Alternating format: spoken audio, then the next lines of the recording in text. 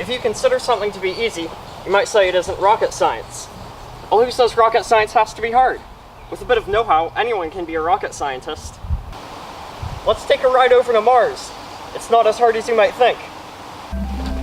Now, before you even turn on the engines, you need to know where you want to go. Planning is essential because you don't want to just fly to a point in space only to discover your destination has moved away. Thankfully, orbits in space are very predictable, meaning that planning a trip is really just using physics to your advantage.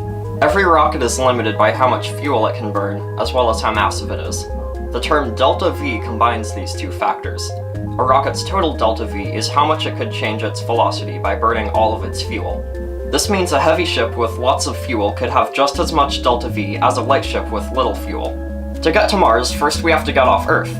We could go straight up, but that would take too much delta V. Instead of fighting gravity, how about we work with it? If the ship turns sideways and burns parallel to Earth, it'll be going so fast that it moves out of the Earth's way before gravity can pull it down, pretty much falling sideways.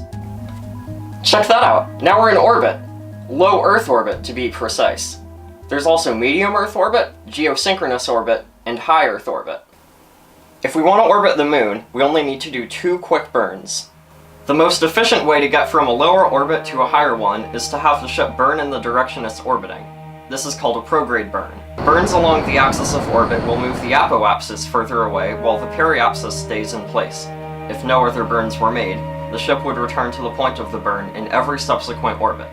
Now all we need to do is another prograde burn to match the moon's orbit, and we just did a Hohmann transfer. It's the most efficient way of getting from one elliptical orbit to another around the same body. Remember how important planning is? If we hadn't planned properly, we would have found empty space here instead of the moon. When calculating orbits, it's important to plan on where something will be, not where it is now. On the topic of planning, we're in just the right position to do a gravity-assisted slingshot towards Mars. Gravity assists let us steal momentum from other planets to use ourselves by cleverly using frames of reference.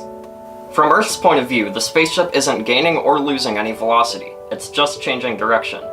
Its arriving angle is mirrored across the periaps, making a parabola. However, from the Sun's point of view, the ship took the planet's velocity and added it to its own. Earth also lost some velocity, just a very small amount. Well, it's been a few months, but we finally made it. And all we had to do was use our heads a bit. Time to explore! Man, I'm gonna collect so many rocks and samples.